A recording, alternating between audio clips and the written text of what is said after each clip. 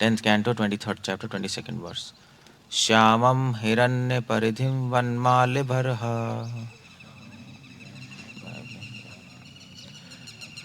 धातु प्रवाल नटवेशम अनुव्रतास्ते व्रतासे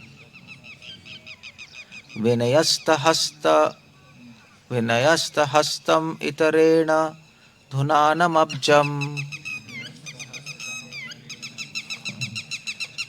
कर्णोत्पलाल कर्णोत्पलालककपोल मुखाब्जहासम। ठीक है, कोई नहीं। जब ब्राह्मणों की पत्नियां भगवान कृष्ण से मिलने आई और उनका दर्शन हुए, तो उस वक्त भगवान ने इस तरह से दर्शन दिए उनको। मथुरा से वृंदावन आई कृष्ण बलराम के दर्शन करने के लिए, और कृष्ण भगवान ने इस तरह से उनको दर्शन दिए। तो वो डिस्क्राइब कर रहे हैं सुखदेव गोस्वामी। सुखदेव गोस्वामी कह रहे हैं श्यामम हिरण्य परिधिम वनमाल्य बरह, कि भगवान जब ब्राह्मणों की पत्नियों ने भगवान को देखा तो भगवान का रूप क्या लग रहा था? श्यामम। श्यामम मतलब होता है श्यामम, श्याम रंग। कृष्ण भगवान का रंग क्या है? श्याम। श्याम मतलब होता है ब्लू, ब्लूइश ब्लैक, जैसे बादलों का रंग होता है। कुछ स्कॉलर ऐसे कहते हैं कि भगवान का रंग श्याम क्यों है? क्योंकि जो ब्लू कलर है वो पीस को रिप्रेजेंट करता है, शांति को। ब्लू। एक सफेद कलर भी शांति को रिप्रेजेंट करता है, नहीं? व्हाइट करते नहीं है शांति, पीस ट्रीटी। बट ब्लू में शांति है और प्रेम भी है, दोनों चीजें हैं। प्रेम भरी शांति है ब्लूइश कलर। इसलिए जितने भी ज्ञानी लोगों को देखोगे वो व्हाइट प्रेफर करते हैं कि वो ओम शांति। हम लोग ब्लू प्रेफर करते हैं क्योंकि हमें नॉर्मल शांति नहीं चाहिए, हमें प्रेम भरी शांति चाहिए। सी जाओ, सी का रंग ब्लू होता है, नहीं? ब्लूइश, स्काई भी ब्लूइश है। तो सी के पास क्यों जाते हैं लोग? लाइक बीच पे जाते हैं, girlfriend boyfriends, like just go and enjoy. तो वहां पे एक पीस मिलता है, बट एक रोमांटिक एटमॉस्फेयर भी है, रस भी है, रस। ब्लू कलर में शांति और रस है, इसलिए भगवान का रंग ब्लू है। कुछ लोग ऐसा कमेंट करते हैं। श्यामम हिरण्य परिधिम, ब्राह्मण की पत्नियों ने देखा कृष्ण का रंग श्याम रूप है, और उनके परिधिम, परिधिम क्या होता है? कौन बताएगा संस्कृत में परिधिम क्या मतलब होता है? गर्मी लग रही है। परिधिम क्या होता है? परिधिम होता है परिधि। परिधि मतलब होता है ड्रेस। परिधि मतलब जो जो जो जो कवर कर ले आपको, ड्रेस ही हुई परिधि। परि मतलब चारों तरफ से, परिधि जो आपको कवर कर ले। भगवान की ड्रेस क्या आती? हिरण्य परिधि। हिरण्य मतलब होता है गोल्डन, येलोइश। ये शब्द आपने इस उपनिषद में सुना होगा, नहीं? हिरण्यमायेन पात्रेण सत्यस्यापि हितं मुखम। भगवान की गोल्डन ड्रेस का मतलब है, वृंदावन में तो भगवान येलोइश ड्रेस ही पहनते हैं। बट अगर वैसे भी देखा जाए, जो लोग भगवान के दर्शन करते हैं, उपनिषद कह रही है जब भगवान के दर्शन होते हैं किसी को, तो भगवान की पहले अंग ज्योति के दर्शन होते हैं, और उसका रंग हिरण्य है, गोल्डन कलर है। अफल्जेंस, तेज, ओज, येलो कलर इसको रिप्रेजेंट करता है। येलो मतलब पावर, ब्राइटनेस भी है, ओज भी है, नहीं? इसलिए भगवान की ड्रेस येलोइश है। Of course I mean to say इसलिए भी येलोइश है क्योंकि अगर रस दृष्टि से देखें तो भगवान की ड्रेस येलोइश क्यों? क्योंकि राधा रानी का कलर, कॉम्प्लेक्शन क्या है? येलोइश। इसलिए भगवान अपने आप को स्मरण कराने के लिए राधा का, इसलिए येलो ड्रेस ऐसा नहीं है रोज येलो धोती पहनते हैं, मतलब और भी कलर की धोतियां होंगी उनके पास, ऐसा नहीं है।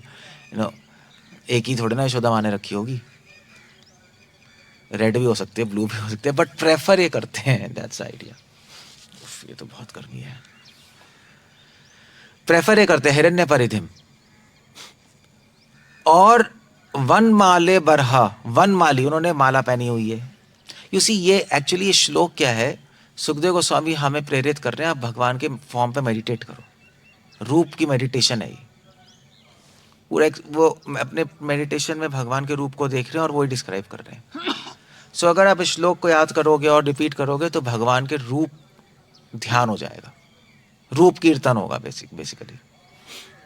वनमाली, भगवान ने वनमाला पहनी हुई है। वनमाला मतलब जिस माला में 5 तरह के फूल होते हैं, स्पेशल है वनमाली, उनका नाम ही वनमाली है। सो भगवान ने फूल की माला क्यों पहनी है? क्योंकि वो फॉरेस्ट में है और कृष्णा फॉरेस्ट में प्रेफर करते हैं फूलों की माला पहनना। जब घर में होते हैं तो यशोदा माँ उनको ज्वेल्स और नेकलेसेस पहनाती है, नहीं घर में, क्योंकि ऑफ कोर्स यशोदा माँ, नंद बाबा वहाँ के किंगी हैं वृंदावन के, और रिच भी थे बहुत। ऑफ कोर्स दूध का बिजनेस करते थे बट रिच थे, अब वो बात अलग है, बट पहले दूध का बिजनेस काफ़ी अच्छा होता था। वैश्या, गोरक्षा वाणिज्यम। सो पता नहीं खेती करते थे वैसे नंद बाबा, क्या ये लोग, कभी सुना नहीं, मतलब कभी आया नहीं कि वो कंस को अनाज देने जा रहे हैं। मक्खन और वही था सिर्फ। शायद ये लोग खेती नहीं करते थे, ये लोग वैश्य थे जो कि गाय पालन करते थे। है खेती नहीं, विश्वानु जी को पानी में मिले थे, राधा रानी पानी में बह के आ रही थी। तो शायद ये खेती नहीं करते होंगे। कुछ वैश्यास फार्मिंग में होते हैं, कुछ वैश्यास ऐसे गुजर लोग नहीं होते, गाय पालते हैं सिर्फ। तो ये प्रॉब्ली ये लोग गुजर टाइप के लोग होंगे। यशोदा माँ हो भी सकता है, क्योंकि बिकॉज पुलिंदा कास्ट के है ना ये, भक्ति ठाकुर लिख रहे हैं पुलिंदा। सो ये लोग एक विलेज गुजर टाइप के लोग थे। सो गाय पालन करते थे, गाय 9 लाख गायें थी, अपना चराते थे, दूध था, मक्खन था, and they used to live. अपने लिए उगा लेते होंगे, बट खेती शो शायद नहीं करते थे, it was not there in there thing. So but तो रिच थे क्योंकि सारे मथुरा को यही लोग सप्लाई करते थे, दूध, दही, मक्खन। और इसीलिए आपने सुना होगा वो एक लीला, दान घाटी लीला। इनफैक्ट जब कृष्ण भगवान को अक्रूर जी लेके गए थे मथुरा, इसके लिए कि भी फाइटिंग होगी, मलयुद्ध होगा, तो नंद बाबा सारे लोग भी आ गए थे मथुरा कि भैया कृष्ण चले गए, अब मतलब वो रह नहीं पाए, तो उन्होंने कहा ठीक है मथुरा जाते हैं, कृष्ण भी होंगे और हम अपना टैक्सेस भी पे कर देंगे। टैक्स था उनका दूध और दही और ये सब। सो रिच थे, और इसीलिए यशोदा माँ कृष्ण भगवान को घर में नेकलेसेस, ज्वेल्स, अंगूठियाँ ये पहनाती थी। बट जब जंगल में आते थे कृष्णा तो सब उतार देते थे, उतार के पोटली में बांध के साइड में रख के और फ्लावर से डेकोरेशन करते थे, स्पेशली वनमाला। कभी कभी तो भगवान को माला राधा रानी बना के भेजती थी गोपियों के थ्रू, और कृष्णा उसको एक्सेप्ट करते थे, और जो अपने ऊपर माला पहनी थी वो देते थे गोपियों को कि जाके राधा को दे दो। सो माला जो है, माला किसका प्रतीक है? माला प्रेम का प्रतीक है, वनमाला। इनफैक्ट फॉरेस्ट में जो भी ड्रेस है भगवान ने पहनी है वो प्रेम का ही प्रतीक है। धोती किसका प्रतीक है? राधा रानी का प्रेम। माला किसका प्रतीक है? भक्तों का प्रेम। ब्लू कलर किसका प्रतीक है? प्रेम भरी शांति। यू सी, इसलिए कृष्ण भगवान को क्या बोलता है? रसिक शेखर, रस। He is the Lord of love, the God of love कहते हैं कृष्ण भगवान को। कामदेव कहते हैं, नहीं अपराकृत कामदेव, कृष्ण भगवान को अपराकृत कामदेव कहते हैं। जो काम गायत्री है वो उससे हम कृष्ण की पूजा करते हैं। सो बरहा मतलब क्या है? बरहा तो पता होगा, बरहा पीडम, पीकॉक फेदर लगा है। पीकॉक फेदर किसका प्रतीक है? भक्त वात्सल्य। भगवान छोटी से छोटी सेवा भी बड़ी से बड़ी मानते हैं उसको, इसलिए पीकॉक फेदर अपने सर पे लगाया भगवान ने। ऑनर की, भगवान भक्तों की सर्विस को ऑनर करते हैं। ऑनर मतलब मान देते हैं। हमने पढ़ा ना, माने ना मान देना, वो यही है। महाप्रभु कह रहे हैं अपनी सेवा का क्रेडिट मत लो, अपनी सेवा के बारे में मत बताओ, दूसरों की सेवा को ऑनर कैसे कहेंगे?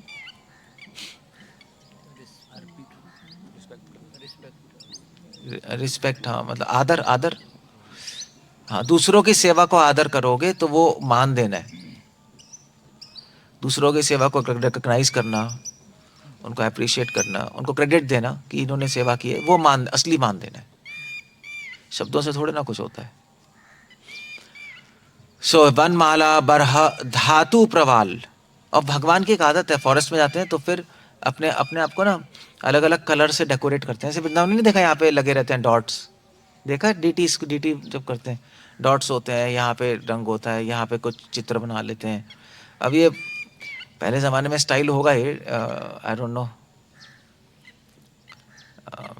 मेकअप का, बट ऐसी तो अभी भी आप अभी वो मुनि जो इंद्रदेव महाराज के साथ जो कीर्तन पार्टी है जो रशिया में माता जी, तो देखा नहीं वो ऐसे डॉट डॉट्स लगा के पूरा सुंदर बन के आते हैं। Krishna used to do like that, used to enjoy. तो ऐसे अपने को डेकोरेट करते थे। उसको कहते हैं धातु प्रवाल। धातु मतलब होता है कलर, धातु प्रवाल नटवेशा। और उनका रूप कैसा था? नटवेशा। नटवेशा होता है, नटवेशा मैंने बताया था, नटवर बपू। नटवेशा मतलब लाइक एन एक्टर, एक्टर की तरह। सो ये स्पेशल इंपॉर्टेंट पॉइंट है। जब ब्राह्मणों की पत्नियां भगवान के दर्शन करने आई तो भगवान ने उस तरह से उनको दर्शन दिए जिस तरह से वो चाहती थी। इसीलिए हमेशा ब्राह्मण की पत्नियां करती थी, कृष्ण बलराम के बारे में चर्चा करती रहती थी, यही था उनका काम। उनके उनके पति तो वेद पढ़ते रहते थे, ओम सहस्र शीर्षा सहस्त्र पुरुष कृष्ण ने, ठीक है। ब्राह्मणों की पत्नी डिस्कस करती थी, कृष्णा बलराम खेल रहे हैं फॉरेस्ट में, और सुनती भी थी लोगों से कि वो वहाँ पे मोर मुकुट पहनते हैं, वनमाला पहनते हैं। जिस तरह से उनकी इच्छा थी एग्जैक्टली उसी तरह उन भगवान ने दर्शन दिए। इसीलिए कृष्णा कह रहे हैं जो मेरे दर्शन आपको उसी तरह होंगे जिस तरह से आप चाहते हो। सो भोगियों को किस रूप में दर्शन देते हैं? मृत्यु के रूप में, क्योंकि वो चाहते ही हैं, वो चाहते ही भगवान भगवान भगवान का कोई कॉन्सेप्ट ही नहीं। भगवान को उन्होंने मार दिया तो भगवान उनको मार देते, टिट फॉर टैट। वो चाहते ही नहीं दर्शन, तो ठीक है तुम दर्शन नहीं आते, ओके फाइन, तो मैं मृत्यु के रूप में आऊंगा, सब शून्य कर दूंगा। सो जो और संप्रदायों में कैसे थे, विष्णु के रूप में ऐश्वर्य भाव। यहाँ पे इससे पता लगता है ब्राह्मणों की पत्नियों का जो मूड था वो माधुर्य भाव था। ऑल्दो मथुरा में थी बट भाव माधुर्य था। तभी भगवान ने ऐसा नटवेश, नटवेशा मतलब होता है like a drama, like an actor, पूरा ड्रेस होके बैठे थे दर्शन देने के लिए। और सिर्फ ड्रेस होके नहीं बैठे थे, अनुव्रतास थे, एक्टिंग भी कर रहे थे। क्या एक्टिंग कर रहे थे? अनुव्रतास थे, सॉरी अनुव्रतास। अनुव्रतास से होता है अपने फ्रेंड्स के साथ खड़े हुए थे, एक फ्रेंड मधु मंगल शायद साथ में था। विनयस्त हस्तम इतरेना, और उनका लेफ्ट हैंड मधु मंगल के यहाँ पे था, शोल्डर पे, उस वहां पे रेस्ट कर रहे थे। और दूसरे हाथ से धुनाना अब्जम, धुनान मतलब होता है घुमाना, अब्जम मतलब लोटस फ्लावर, ऐसे घुमा रहे थे। सो गोपियां आई तो उन्होंने ये इस रूप के दर्शन किए। भगवान हंस रहे थे, हाथ रखा हुआ था और घुमा रहे थे। अल्लाह, दैट्स अ क्वाइट अ, जैसे लोग नहीं होते, जैसे वो नहीं होते, ऐसे क्या कहते हैं, लोफर लोग नहीं होते ऐसे, वैसा एग्जैक्टली वैसा ही। इससे पता लगता है कि उनकी ब्राह्मणों की पत्नियों की मेडिटेशन ये है भगवान को लेकर। भीष्म पितामह को भगवान ने कैसे दर्शन दिए? रथ का पहिया उठा के भाग रहे हैं। भीष्म पितामह को वो अच्छा लगता था क्योंकि वो वीर रस में थे। सो भगवान के दर्शन होने के लिए आपको किसी भगवान से कोई रिलेशनशिप में होना पड़ेगा, अदरवाइज भगवान दर्शन नहीं देंगे। वो रिलेशनशिप चाहिए, एक मूड चाहिए। बस भक्ति वही कर रही है, भक्ति किसी तरह हम लोग भगवान से रिलेशनशिप बनाना चाहते हैं एक पर्टिकुलर मूड में, तो भगवान आपके सामने आ जाएंगे बस। ऑफ कोर्स एज्यूम्ड प्योरिटी होनी चाहिए। अभी क्यों नहीं आ रहे भगवान हमारे सामने? क्योंकि भगवान कह रहे हैं कोई डिस्क्रिप्शन ही नहीं तुम्हारे पास, मैं किस रूप में हूँ पता ही नहीं। आप कहोगे नहीं नहीं, श्याम एवा परम रूपम, श्याम सुंदर रूप में आइए, वो थ्योरी है, हमने सुना है मगर हम ऐसा चाहते नहीं। सब एब्स्ट्रैक्ट हमारे माइंड में, नहीं, हमारे माइंड में क्लियर नहीं है चीजें, इसलिए भगवान हमारे सामने नहीं आ रहे, बस एक कृपा के रूप में हमारे साथ हैं, एब्स्ट्रैक्ट एक नहीं इस रूप में, बस दैट्स ऑल, और हमें गाइड कर रहे हैं, बट पर्सनली नहीं है। ब्राह्मणों की पत्नियों के पास एक गुण था जिसकी वजह से भगवान ने ब्राह्मणों की पत्नी को दर्शन दिया।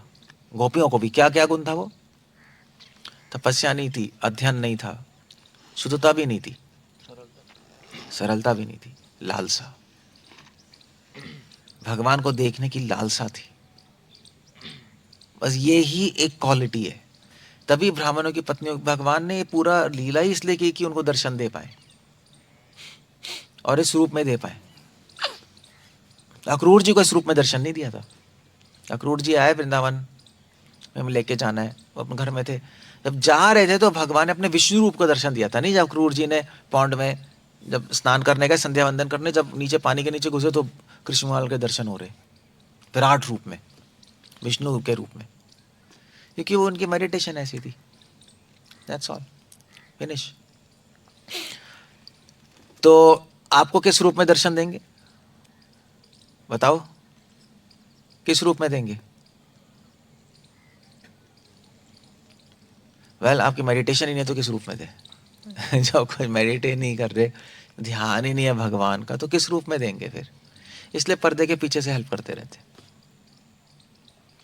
इसीलिए रूप गुण लीला का स्मरण करना बहुत जरूरी है, क्योंकि उसी के अकॉर्डिंग आपकी भगवान से फेस टू फेस भेंट होगी, अदरवाइज नहीं हो सकती।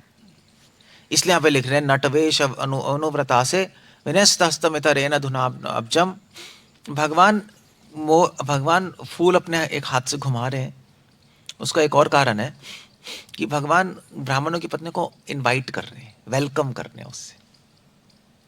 फूल से वेलकम नहीं करते कि ओके प्लीज, तुम बहुत चाहती थी मेरे दर्शन करना, here I am, most welcome. गोपियों को भी भगवान ने वेलकम किया था। जब गोपियां भाग के आई अपने घरों से, जब भगवान ने मुरली बजाई रासलीला में, तो भगवान ने कहा वहां पे कि गोपियां, आई वेलकम यू। सो भगवान सेवा को स्वीकार कर रहे हैं उनकी, वेलकम करके। भगवान अपने भक्तों को मान देते। क्यों देते हैं? क्योंकि भक्तों ने संसार के सारे आसक्तियां मोह छोड़ के भगवान के पास चले आए। नहीं, इसके लिए तो मान है। भगवान गीता में, भागवत में कह रहे हैं ना कि गोपियों के लिए कि ये जो गृह श्रृंखला है, जो गृहस्थी का जो आसक्ति है, वो तोड़ना ऑलमोस्ट इम्पॉसिबल है एक कॉमन आदमी के लिए। इसलिए डिवोटीज भगवान को थैंक करते हैं कि कृष्णा, आप हमें अपने भक्तों का संग दिया, अपने नाम दिया, आप अपने पास आने के लिए हमें हेल्प कर रहे हैं। भगवान डिवोटीज का हेल्प करते हैं कि तुमने मुझ पे श्रद्धा रखकर सब कुछ छोड़ दिया। फेथ रख के तो छोड़ा है, अभी तो कुछ दिखाई नहीं दे रहा। तो दोनों तरफ से है। फूल इसलिए घुमा रहे, वेलकम करने के लिए। Okay please come, I welcome you. कर्णोत्पलाल अलक कपोल मुखाब्ज हासम। और भगवान हंस रहे हैं, उनके चीक्स पे हंसी है, और भगवान के जो कानों पे करली हेयर्स है। कृष्णा के करली हेयर्स है ना, कृष्णा के ये तो यहाँ पे करली हेयर्स है। दैट्स ऑल, भगवान का रूप है, बस। सिंपल आइडिया ये है, माधुर्य भाव में भगवान के साथ जो कनेक्शन बनता है वो बहुत सिंपल होता है। उसमें कोई गॉडलीनेस नहीं होती कि ये भगवान है। इनफैक्ट ब्राह्मणों की पत्नियों की मेडिटेशन डेफिनेटली कृष्ण को लेके भगवान टाइप की नहीं होगी, क्योंकि जब उनके सखाओं ने उनसे खाना मांगा तो उन्होंने कहा यार अभी तो यज्ञ भी पूरा नहीं हुआ। उनके पतियों ने तो मना कर दिया, तो उन्होंने कहा ले जाओ, कोई प्रॉब्लम नहीं है, जिसके लिए यज्ञ हो रहा है वही तो आ गया है। और वैसे भी हमारे लिए तो कृष्ण बलराम एक छोटे बच्चे की तरह दोनों फ्रेंड्स हैं और हमारा मन उन्हीं में लगा हुआ है। इस तरह से उनकी मेडिटेशन थी। सो हम लोग क्या करें? हमारे लिए क्या है श्लोक में? हमारे लिए श्लोक में सुखदेव गोस्वामी मैसेज दे रहे हैं, भगवान के रूप का ध्यान करो। कैसे करो? इस श्लोक याद कर लो, रिपीट करो, तो आपको भगवान का रूप ध्यान रहेगा, माइंड में डिस्ट्रैक्ट नहीं होगा। और दूसरी बात यह है कि भगवान से रिलेशनशिप बनाने की कोशिश करें। स्टार्टिंग कहाँ से होगी? कि वो मेरे स्वामी है, हम उनके दास हैं। ये चीज याद रखना बहुत जरूरी है। बस भक्ति ठाकुर पता है एक ही सेंटेंस लिख रहे हैं तत् सूत्र में, कहा हमने सूत्र में, कि भक्ति बहुत आसान है, आपको एक ही सेंटेंस लर्न करना है, आपको पूरे किसी शास्त्र की जरूरत ही नहीं है। वो मेरे स्वामी है, मैं उनका दास हूं। बट यहां पहुंचने के लिए शास्त्र चाहिए होता है, क्योंकि ये दिमाग में फिट नहीं होगी चीजें, ये दिमाग में फिट नहीं होती चीजें। प्रॉब्लम ये है। सो बस एक ही स्टेटमेंट, तभी तो उपनिषद कह रहे हैं सोहम। सोहम सुना है ना, ये सारे लोग करते रहते हैं। उसका मतलब ही है कि वो सह मतलब वो, अहम मतलब मैं, वो मेरे स्वामी है, मैं उनका दास हूं। That's it. इसलिए मंत्र बोलते रहते हैं लोग, सोहम सोहम। ऑफ कोर्स उसका मीनिंग नहीं पता। या अहम ब्रह्मास्मि, वो भी यही है। अहम मतलब मैं, ब्रह्मा मतलब भगवान, अहम ब्रह्मास्मि मैं उनका हूं। हो गया, और कुछ नहीं चाहिए। अगर आप ये याद रखे रहोगे तो अपने आप चैंटिंग होगी, अपने आप रूप ध्यान होगा, अपने आप सेवा होगी। Very simple. मगर कभी कभी सिंपल चीज कॉम्प्लेक्स होती है, उस पर इस कंक्लूजन में पहुंचने के लिए आपको सब करना पड़ेगा। वो चक्कर ये है ना कि पेड़ तो उग रहा है मगर आसपास इतनी घास उग गई कि पेड़ समझ ही नहीं आ रहा कौन सा है। तभी नेपियर घास तो उगाई, वो इतनी ज्यादा घासें उग गई कि नेपियर भी उखाड़ गई उसके साथ। निकालने गए थे खरपतवार, नेपियर ही उखाड़ दी। वो एक प्रॉब्लम है वो। तो बस यही है, वो नेपियर है कि वो मेरे स्वामी, मैं उनको दास हूँ। आसपास जो खरपतवार उग रही है बस वो उतारना है, बाकी तो वो अपने आप बढ़ जाएगा। फोकस वहां करना है हमें। उसी को हम श्रवण कीर्तन से बढ़ा रहे हैं, उसी भाव को। श्रवण कीर्तन ही है, श्रवण कीर्तन करे सिंचन कैसे था? हाँ, माली माली होके वो बीजारोपण आरोपण करे, मालो ऐसे ही करे बीजारोपण। श्रवण कीर्तन जल करे सेचन। तो श्रवण कीर्तन से हम क्या कर रहे हैं? इस भाव को बढ़ा रहे हैं। भाव की तो बात है, कृष्ण भावना। सबको यही याद रखना है, यही हमारा मंत्र है। सोहम ही हमारा मंत्र है। हरे कृष्णा महामंत्र है, सोहम मंत्र है। We can't replace Hare Krishna, but तभी ये सारे मंत्र है ना उपनिषदों में, सोहम अम ब्रह्मास्मि, ठीक है, हरे कृष्णा महामंत्र है। उस महामंत्र तक पहुंचने के लिए ये मंत्र है छोटे छोटे। इस मंत्र को जप नहीं करते, मगर इस मंत्र को हम याद रखते हैं अपने माइंड में 24 घंटे। तो उपनिषद गलत नहीं कह रही, उपनिषदों ने बेस फाउंडेशन दे दी, ये याद रखो। तभी तो इनको मंत्र बना दिया उन्होंने। ये याद रखो भाई, सोहम अम ब्रह्मस्मि अयम आत्मा ब्रह्मा तत्त्वमसि, ये मंत्र है भैया, फाउंडेशन। जब ये बन जाएगा तब हरे कृष्णा करने में आनंद आएगा। सो अदरवाइज जब तक ये दिमाग में नहीं घुसेगा तब तक हरे कृष्णा करने में आनंद नहीं आएगा। अब भूलते रहोगे भूलते रहोगे भूलते रहोगे भूलते रहोगे। इस चीज का अहंकार होना चाहिए कि मैं उनका दास हूं, वो मेरे स्वामी है। इसको सही अहंकार कहते हैं। बस दिमाग में फिट कर लो, किसी तरह घुसा लो। ये घुस गया तो हो गया काम, फिर आप कुछ भी कर सकते हो उनके लिए। संसार में कोई अपना नहीं है, ना माता ना पिता, कोई अपना, बस हमारे एक ही है कृष्ण। तब हो जाएंगी चीजें, बहुत आसानी से हो जाएंगी, अदरवाइज बहुत प्रॉब्लम होगी। That's all. और क्या, इस पे बहुत कुछ बोल सकते हैं, but I don't want to go into details. कुछ पूछना है, कुछ कहना है, कोई क्वेश्चन है? गर्मी बहुत हो रही है ना एक्चुअली, टू मच हीट। कुछ पूछना है?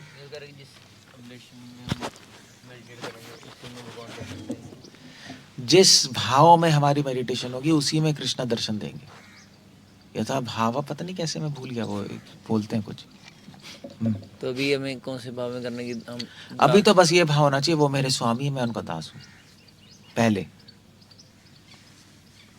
फिर डेवलप होगा। ये बेस है सारे भाव का। हाँ, तो आप ये श्लोक पे मेडिटेट करो और सोचो ये मेरे स्वामी है, मैं उनका दास हूं, बस हो गया। और क्या है? ऐश्वर्य भाव हो गया। ऐश्वर्य नहीं है, ब्राह्मण की पत्नी भी सोच रही है हमारे स्वामी है, बड़े लड़के हैं, लड़का हमारा स्वामी है। माधुर्य भाव क्या खराबी?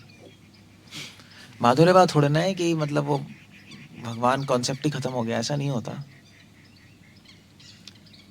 भगवान है मगर हमें ज्यादा इंपॉर्टेंट नहीं लग रहा, वो इंपॉर्टेंट लग रहा है ठीक है कृष्ण है बस हमारे स्वामी, इंपॉर्टेंट नहीं लग रहा हमें, बस इतना है। That's all.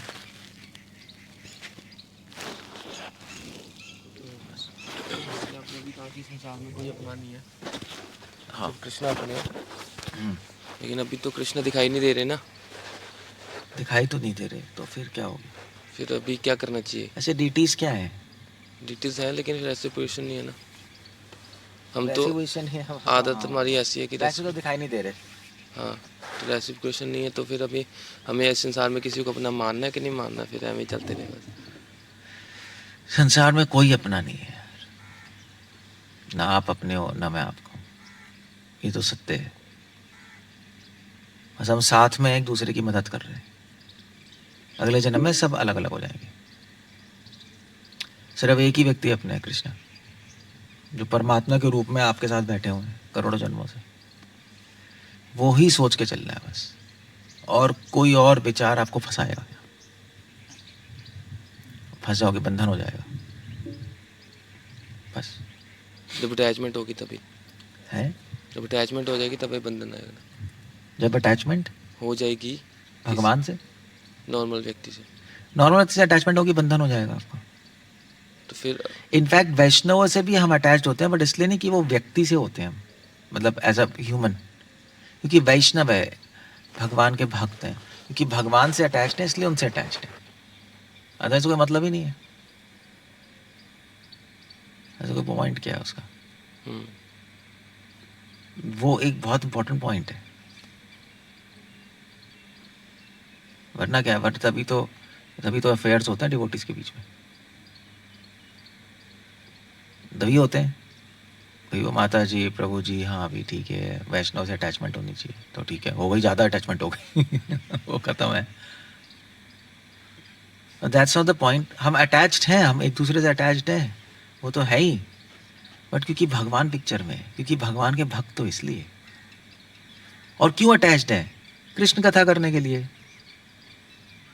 कोई यार यारी थोड़ा ना करनी है यहाँ कुछ नहीं है। शून्य आयतम शून्य है सब, यहाँ सब मीनिंगलेस है, कुछ मीनिंगफुल नहीं है। अब इस कंक्लूजन में पहुंचने के लिए, तभी भगवान का नाम एक शून्य है, पता है, विष्णु सहस्त्र नाम में भगवान का नाम ही शून्य है, अदरवाइज हम फंस जाएंगे। और क्या, वो तो प्रसाद से अटैच होगा तब भी फंस जाओगे, खाना वाना आश्रम से अटैच हो तब भी फंस जाओगे। यही तो हम सीखने आए यहाँ पर। तो क्या करें फिर? कुछ मत करो, तो कैसे मतलब बेसिकली कुछ मत करो भगवान की सर्विस करो, उन पे फोकस करो, उनके लिए काम करो, उनका नाम लो, बस दैट्स ऑल, और मर जाओ बस, मरते दम तक करते रहो। और अपने आप को हमें सेव करना पड़ेगा कि हम किसी संसार की चीज से अटैच ना हो जाए, बस ये एक पॉइंट है, इतना है और कुछ नहीं, इंक्लूडिंग योर बॉडी, ये भी संसार की चीज है बस, और क्या। इंटरेस्टिंग नहीं है संसार, बहुत फ्रस्ट्रेटिंग है, एब्सोल्यूट नॉनसेंस है। बस यही सोल्यूशन है कि भगवान के लिए करो और मर जाओ बस कहीं दिमाग इधर उधर मत करो, वो मेरे स्वामी है, उनका मिशन पूरा करना है, अपने आप को प्योर करना है और यहाँ से निकलना है। दैट्स ऑल, खत्म। यहाँ पे नहीं रहना। एक एब्सोल्युटली क्लियर होना चाहिए, वरना फंस गए हम। वही थोड़ा अजीब सा लगता है, मगर ऐसे ही है। नॉर्मल लोगों को समझ नहीं आता है, पता है। उनको समझाना बड़ा मुश्किल है। क्या हो रहा है? हवा। कुछ कहना है, कुछ पूछना है और कुछ? अदरवाइज हाँ, तीर्थ मत बोलो।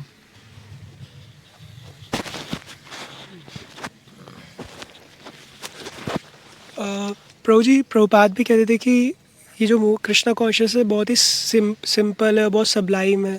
कृष्णा कॉन्शियस बहुत सिंपल और बट प्रभु जी, sublime है। जैसे कि आप बोल रहे हैं कि डिकोड करने में समय लगता है, फिर ये स्टेटमेंट भी है कि बहुत सिंपल है, तो ये क्या लॉलीपॉप स्टेटमेंट है क्या? नहीं, सिंपल है, और चीज़ों के रिलेटेड में सिंपल है। सिंपल क्या होता है? आप बोलो सिंपल है, उसको कोई मतलब ही नहीं है। किसके रिलेशनशिप में? भाई किस कॉन्टेक्स्ट में है और प्रोसेसेस के रिलेशनशिप में सिंपल है। ध्यान योग से अगर ना तोलोगे तो सिंपल है, ज्ञान योग से तोलोगे तो सिंपल है, कर्म योग से तोलोगे तो सिंपल है। वैसे बोल रहे हैं, अपने में देखोगे तो मुश्किल है। जैसे मुझे बताओ, अच्छा ये मुझे बताओ, चलो गाड़ी चलाना सिंपल है? शुरुआत में सिंपल नहीं। मगर मैं बोल रहा हूँ बहुत सिंपल है यार। अब प्रभु जी ऐसे कैसे कह रहे हो? अरे एरोप्लेन चलाने से ज़्यादा सिंपल है। वो तो है, बस इतना ही है। मगर अपने में तो मुश्किल है, शुरू में तो इतनी सारी ये सीखना पड़ता है। हमेशा रिलेटिवनेस में बोला जाता है। प्रोसेस सिंपल है, उष्ट स्पंदन मात्रेण, रूपा गोस्वामी लिख रहे हैं। तरीका बहुत सिंपल है, होठ हिलाओ हो जाएगा। ज्ञान योग ध्यान योग में तो आपको पता नहीं क्या क्या करना पड़ेगा, चक्र वक्र कुंडली ये सब होगा ही नहीं। वेद ज्ञान योग में वेद पढ़ने पड़ेंगे, संस्कृत नहीं आती, वेद नहीं आती, पॉसिबल ही नहीं है, क्वालिफाइड ही नहीं उस बात के लिए। कर्म योग में धर्म पता ही नहीं, तो सिंपल है। बट जब करने जाओगे तो अपने लिए अपने में मुश्किल है, क्योंकि हम बहुत कॉम्प्लेक्स लोग हैं। और वैसे भी भक्ति की अपनी सटलिटीज, अपने उसके सूक्ष्म सिद्धांत हैं, उसमें एंटर करने के लिए टाइम लगता है। तो दोनों चीज़ें हैं ना, दोनों चीज़ें समझनी पड़ेंगी। अदरवाइज तो तभी तो सहजे लोग हैं कि हाँ भक्ति बहुत सिंपल है, देखो हरे कृष्णा बोलो, राधे राधे बोलो, बस हो गया। वृंदावन में जाके घूमते रहो, डोलते रहो इधर उधर। तभी तो भक्तिनाथ ठाकुर ने फाइट की इन लोगों से। ये पागल है, ये स्टेटमेंट को आउट ऑफ कॉन्टेक्स्ट समझ रहे हैं। आउट ऑफ कॉन्टेक्स्ट स्टेटमेंट है ये। भक्ति सिंपल है, किस कॉन्टेक्स्ट में बोला जा रहा है वो बहुत जरूरी है। कहाँ बोला जा रहा है वो जरूरी है, अदरवाइज कुछ समझ नहीं आएगा। मतलब आप कह रहे हैं कि इसमें एंटर कोई भी कर सकता है? भक्ति में आ कोई भी सकता है, आगे बढ़ने के लिए मेहनत चाहिए। फिर आगे बढ़ने के लिए मेहनत चाहिए।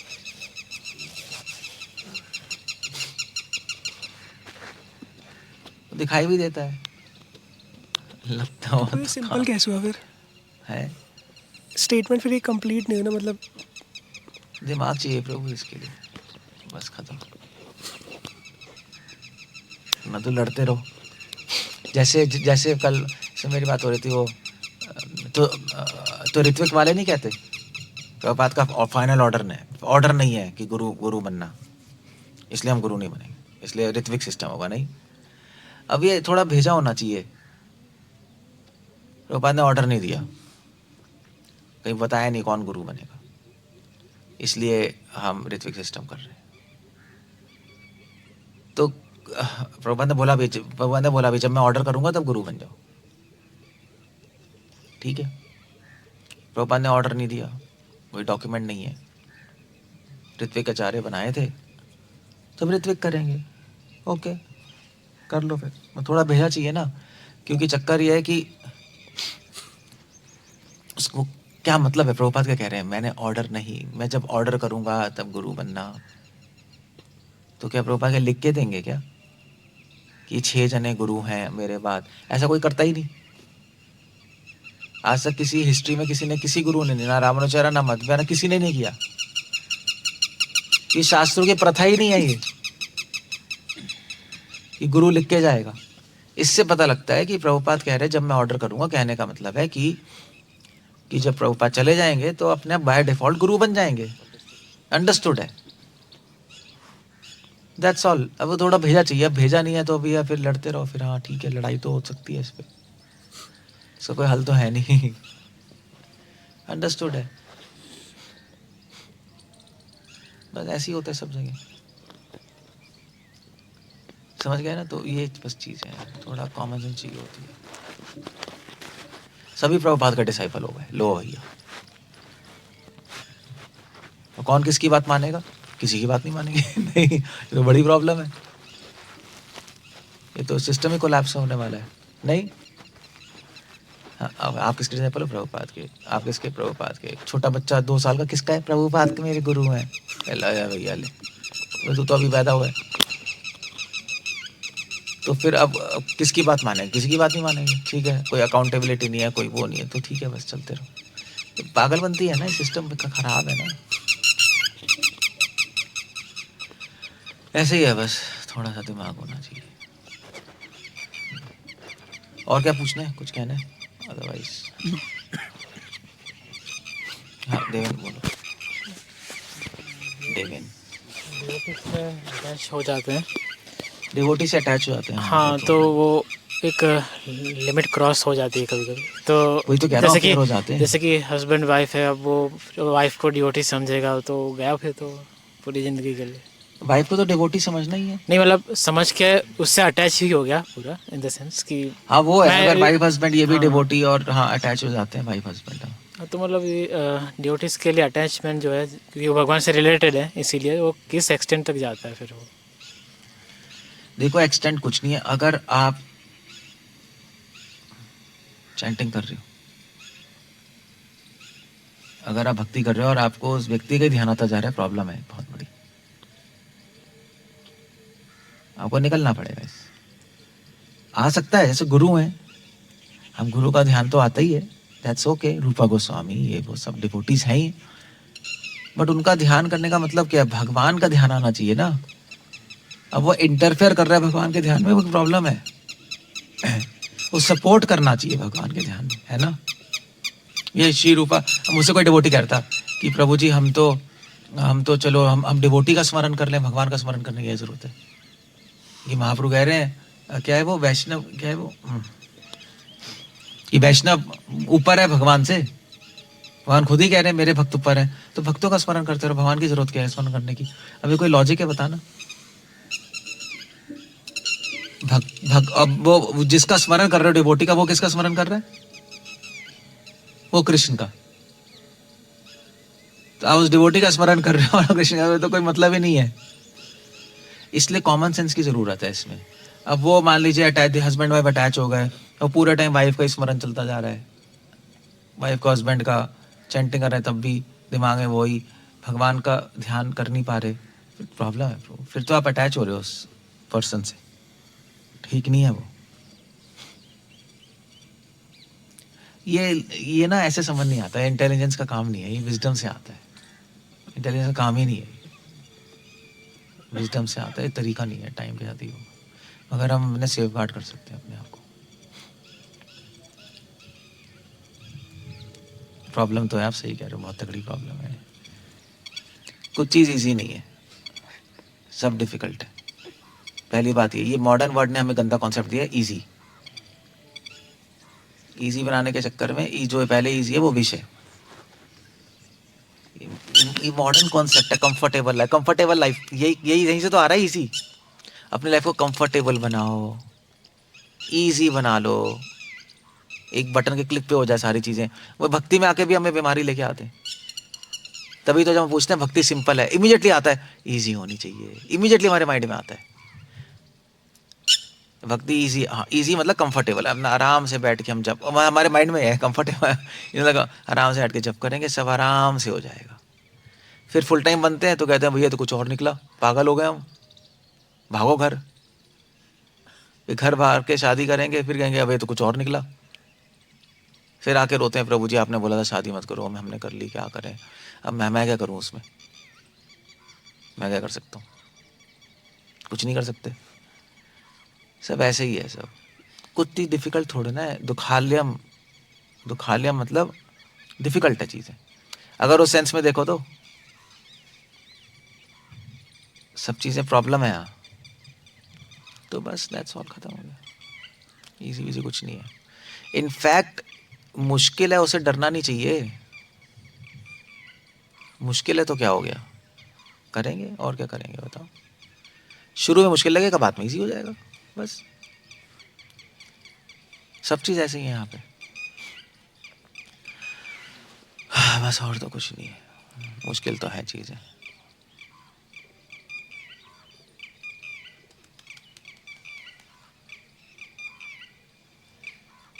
इसलिए संसार में ना दोस्त बनाओ ना दुश्मन बनाओ।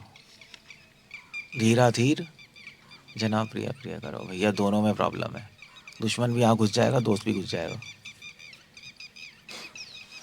सो भगवान पे फोकस नहीं होगा तो चीज़ें घुस जाएंगी अंदर, इतना है बस। फोकस वहाँ डालो बस, वरना बहुत तगड़ी प्रॉब्लम है। Okay, we end up there. Hare Krishna. Srila Prabhupada की